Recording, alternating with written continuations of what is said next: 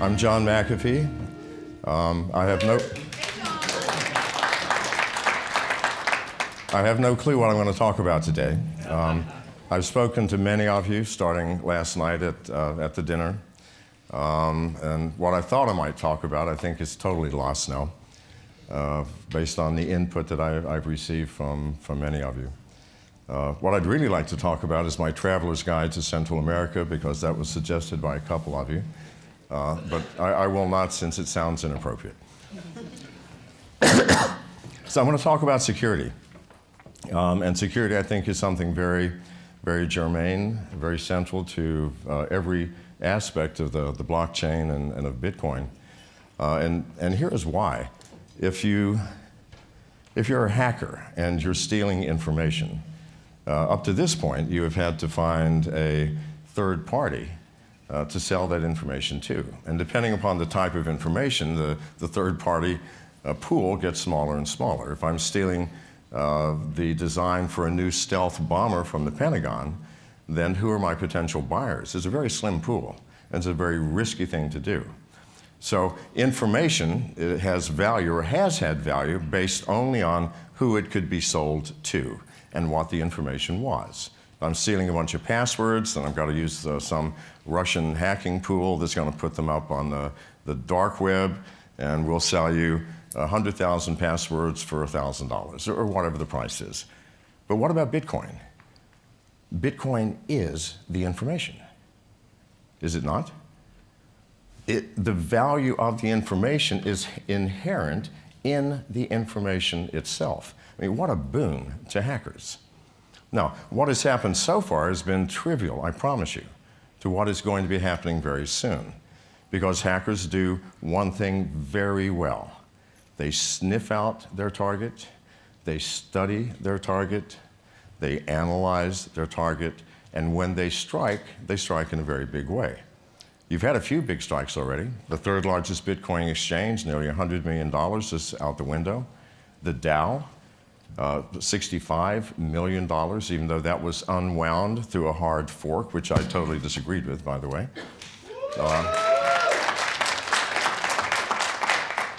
There's some thinkers in the room. I love that. Good. So it's going to get worse and worse and worse. And what we have not seen yet, and that does not mean it has not happened, is we have not seen the individual users' wallets hacked. Now, had it happened, how are we ever going to find out? And we're in an anonymous field now, are we not? It's not like that someone's going, good God, I lost $5,000 in Bitcoins. Where did it go?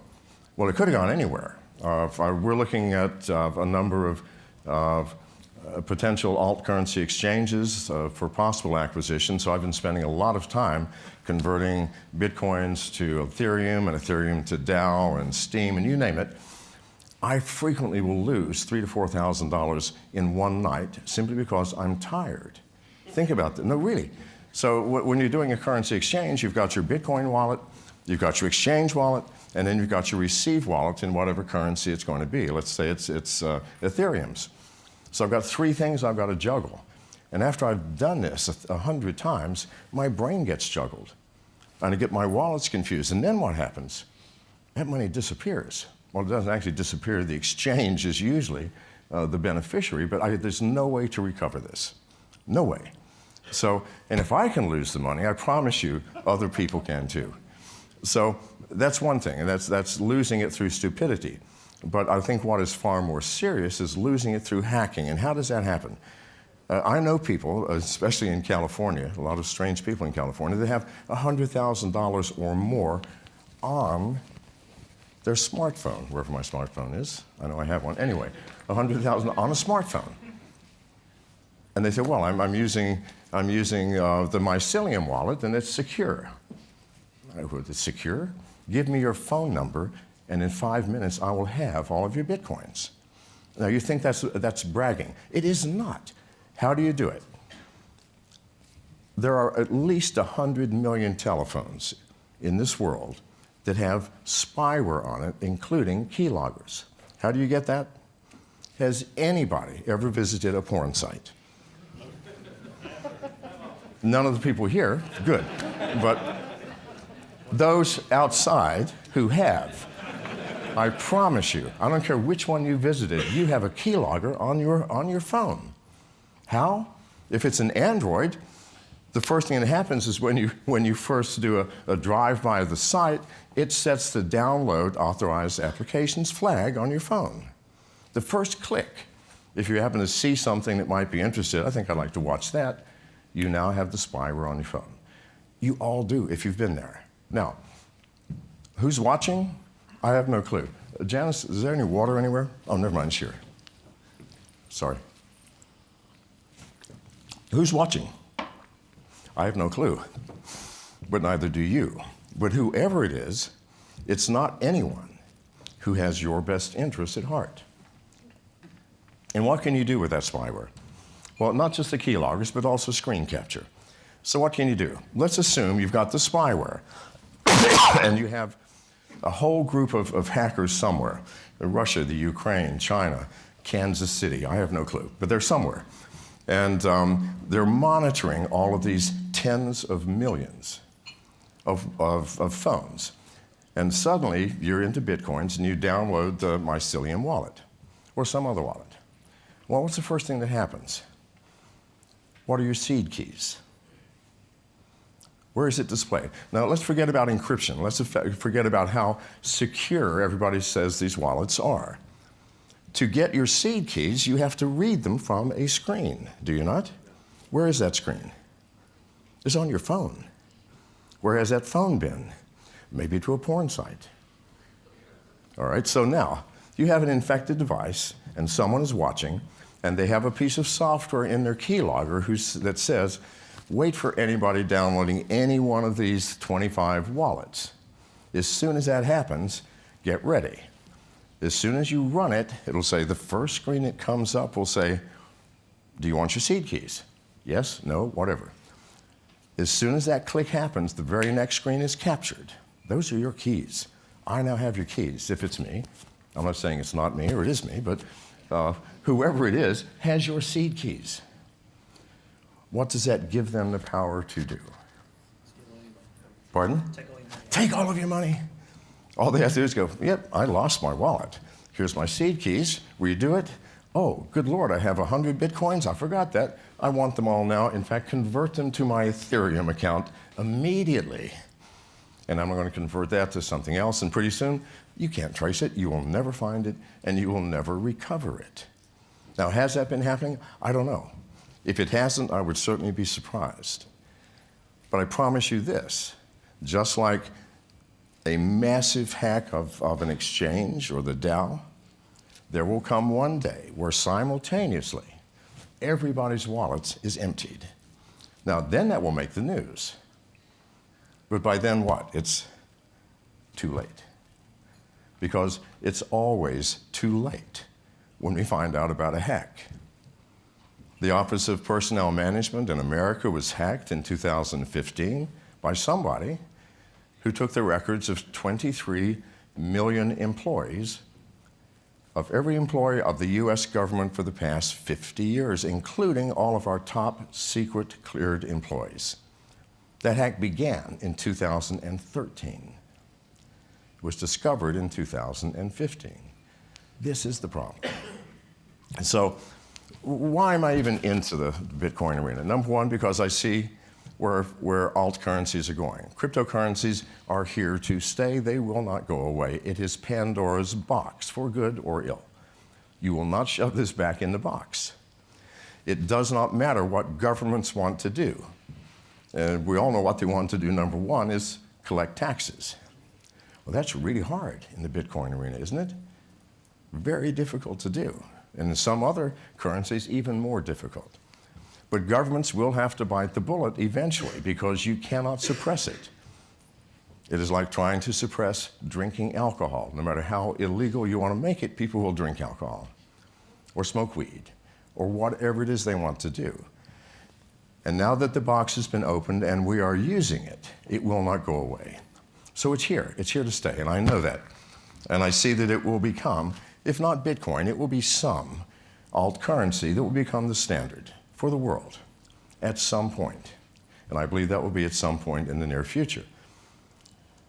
in its current state, we will have chaos. Absolute chaos. Not because we don't understand it or we can't understand the math or it's not adopted properly, no. Because there is no security whatsoever. I started a very small mining pool in the state of Washington, right next to a hydroelectric dam, through my company, MGT. It's a very state-of-the-art facility. It's very small. We have 400 S9s currently. We will be upping that many times. So currently we're at about 5 petahash. And why did I do that? Because mining is the record-keeping of Bitcoin. It is the backbone. It is not just the thing which spits out Bitcoins. It is the thing which keeps a tally and lets the math of this process unfold securely. So we have to have mining. Now, Bitcoin miners, you think perhaps you are immune to hacking because you're a miner? No, absolutely not. You might have a competitor. I think there are competitors. And these competitors might like to know exactly what you're doing, exactly how many Bitcoins you're spitting out, when, what magic are you using, and so on. So the first thing I did is we rewrote all of the software, everything. Because what is out there now, I promise you, is the most insecure piece of software I have ever seen. It's got nothing to do with encryption. It's got nothing to do with anonymity. It has to do with a lack of knowledge as to how software interfaces with hardware. And what is hardware? Hardware is your Ethernet connection. It's your printer. And in this day and age, it might even be your refrigerator. And don't laugh at this, because just last week or 2 weeks ago, the DYN was hacked and half of America's internet simply disappeared. Do you know who hacked it? A collection of printers, CCTV cameras, refrigerators, and routers. Why? Because they're now smart and they're connected to the internet. And there is no security for these things. My biggest fear right now is not that someone is going to hack into a mining company or an exchange or whatever and take a few $100 million. My biggest fear is that the people who created the software called Mirai, by the way, M-I-R-A-I, that goes out and finds these things, as soon as it gets in, it shuts down all of the communication, so you can't remove it. The only way to remove it is to reboot the system, and then within a few seconds, you're reinfected again. Why? Because every infected system has a log, an entry in a massive database that the hacker maintains, and says, well, for 3 seconds, I haven't heard from this refrigerator. Reinfect it. Now, Mirai was used specifically for one purpose, that is DDoS attacks, distributed denial of service. What if someone said, I'm not interested in that. I'm interested in mining Bitcoins. And it doesn't matter that this thing is low power. I have 4.9 billion devices to work with. That's how many were connected to the internet last year. I suspect that number has doubled. Next year it will certainly double. So maybe 10 billion devices. Billion devices. So I don't care about your ASIC processors. You can sit there and process all day long at 5 petahash. I've got 300 billion petahash out there. Why? Because it's a lot of computers. And I've infected them all illegally. And your computer on your refrigerator, which is sending you emails once a week when you're on vacation, the rest of that time, it's mining Bitcoins for me. Excuse me. Now, you're laughing at this. But you see how trivial, because this Mirai bot infects at a rate of about 50,000 new devices per day. 50,000.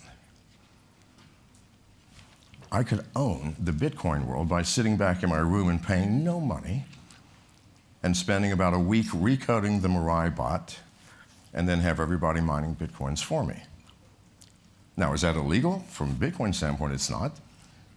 Proof of work does not say you had to use a Bitmain machine in a fixed location, paying X cents per kilowatt hour, of being cool. But no, it doesn't say anything like that. It says proof of work. Did you get the nonce? Here it is. Thank you very much. Well, I'm only getting 10 per second. What's that going to do? It's going to change the economy, isn't it? So this is not pie in the sky, paranoid thinking, although I will not deny being paranoid.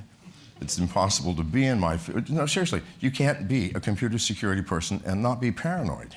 Because what's the first thing I look at? People today, at least 10 people said, look at this new idea. My first thing is not, oh, that's great. My first thing is, I can get in here, and I can get over here, and this doesn't work, and 50 hackers are going to take all your money within 30 seconds. That's the first thing that enters my mind, because that is my job. So anyway, something for you to consider. So what's to be done? In my mining center, we have written our own software. In addition, we have a piece of hardware. As I mentioned, the hack of the Office of Personnel Management started in 2013. It was discovered in 2015. That's typical. You find out about hacks after everything is gone, not when it first starts. The DAO. The gentleman who came up with the clever idea of having recursive subroutines create child DAOs, I mean, that seemed to be pretty legal according to the rules. Nothing happened until after he'd gotten $100 million. It's a little late, don't you think? So that's typical for all hackers. Why? Because hackers get into a system, they don't immediately break into your network and steal all of your money. That's impossible. They first get in. They then have to find out what's connected. And what's connected might be a printer or a refrigerator. And by the way, printers are the most insecure devices and the ones that most hackers use because they're so easy to break into and plant software on. Once I've done that, I've got somebody on the inside. Your printer is monitoring everybody else and telling me what's going on. Think about it, the Internet of Things. So hacks don't happen instantly. They come in, they first find out what's connected, they start sniffing around, they start looking, where's your password file, where's your financial file, where's your R&D file, and so on. It takes months and sometimes years. So we have a device on our system, and it's connected now, called Sentinel, which I designed and we created, that plugs in right in front of your router, and also you can plug it behind the router, that sniffs everything that happens. And within milliseconds of a hacker getting in, we identify it. Not after he has broken in and after he's found your files and after he's figured out everything and then stolen your Bitcoins. No, within milliseconds. And we do it through anomalies. I mean, for example, there are thousands of anomalies we look for, plus there's artificial intelligence within the device. An anomaly would be an IP address comes in and it immediately accesses every single device on the net. Well, that's strange. That's an anomaly. If you're in finance, you're not trying to find out what's happening on the R&D computer. It does not happen. So that's an example of the thousands of anomalies that we look for. When an anomaly happens, we immediately notify whoever, like our IT head. You can do it through a DM or through email or what have you, saying, there's an anomaly here. Based on our analysis, it looks like it might be Bureau 121 in Korea that's done this, okay, which is the Korean National Hacking Group. Or based on our analysis, we don't know, but we do know a hacker is in, within milliseconds. Then you can make a choice. You can shut down port 80 or 223 or whatever he came in on, or you can choose to do nothing but watch. Because I want to know, if it's one of my competitors, which one of you bastards is doing this? So I can then, but I have full control. I can at that point slap honeypots all over the place that will keep you engaged for weeks trying to figure out what's really there. I could call the FBI or the Interpol and say, look, this is happening. I could do any number of things. Or I could just get back to business, shut you down, shut down the port, get your IP address, and make sure that anything else that comes from that area, we're not going to let you in. So you now have control. So you've known about this before anything happens. So that's going to be on our mining pool. And by the way, as we announced last week, we're doing a joint venture with Bitmain, and they'll be using our facility in Washington with our security and our software as a joint venture pool. And in fact, I'm going tomorrow to meet with Jihan Wu and his full team in Miami. We met a few months ago in China when I was speaking in Beijing. So this is what all of you are going to have to be doing. Otherwise, you are opening yourselves up to a nightmare. And people don't realize what a nightmare is. Even the things that you would think have no value. Ashley Madison, a Canadian company, was hacked last year, and 23 or 4 million records of members. And Ashley Madison was a dating site for married people looking to have affairs. Of interest is there's 27 million men and 12,000 women on that site. And thousands of bots that were talking through email and DM with male users thinking they were talking to women. It's a tragic affair. And of those 12,000 women, 9,000 work for Ashley Madison. So, if you're a guy, learn something from that. Anyway, a hacker who happened to be a woman working for Ashley Madison posted all of those records on the internet. There were at least 10 recorded suicides. Why? Because people took that information to make money, said, for $25, we will allow you to search the database to see if your husband or your wife is looking to have an affair. They made a lot of money too. So hacking is something that, and by the way, Ashley Madison no longer exists. It's gone. It was the $3 billion a year company that's no longer here. You don't want to be that. You don't want to be Ashley Madison. You don't want to wake up some morning where the world is fine and our margins are high and everybody's rolling in dough, and suddenly your company is gone, and so is your reputation. And you have shaken not just your company and reputation, but the entire Bitcoin community, and the price drops. Because really, that's what will happen. You have to take security seriously. You have to. It has to be, in my experience, it has to be the very first thing you think about. Because we're living in a dangerous world. I mean, it's always been a dangerous world, but it's more dangerous now. Because your enemies and the threats to your system are invisible and unknown. Enemies of your state, if you have some enemies in the world and they have names, that's pretty good. You can watch them. If you see them, you can shut your door, or pull out your gun, or run, or try to make friends with them again.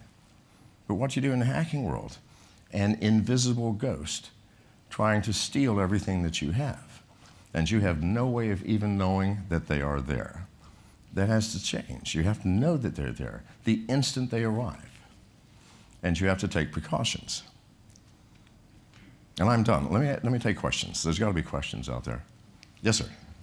Okay, so I always do that. I look for the root cause of the problem and prevention. So obviously it would be ridiculous to say let's just stop visiting porn sites. But more fundamentally than that, my solution would be education. Well, yeah, education is one thing.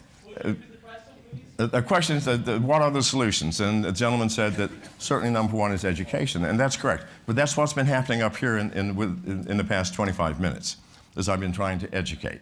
But beyond that, you must take steps. Once you're educated to the fact that you're living in an insecure world and who your enemies may or may not be, you then have to do something. Now, I will make a statement that will be unpleasant and unacceptable to many of you. There will never be a software wallet that is secure. It cannot happen. Never. Not as long as you're using mobile devices. And why is that? Because mobile devices were not designed to secure you. They were not designed to hide your location, your friends, your voice, your image. Were they designed for that? Oh no. They were designed for the opposite. They were designed to spy on you, but not for bad purposes.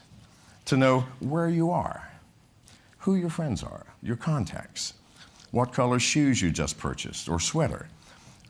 They're designed to turn on the microphone to listen to you so that they can make your life easier, and instead of having to type, you can dictate. They were designed to turn on the camera and the video. I'm sorry, I'm running out of time. Okay, here we go.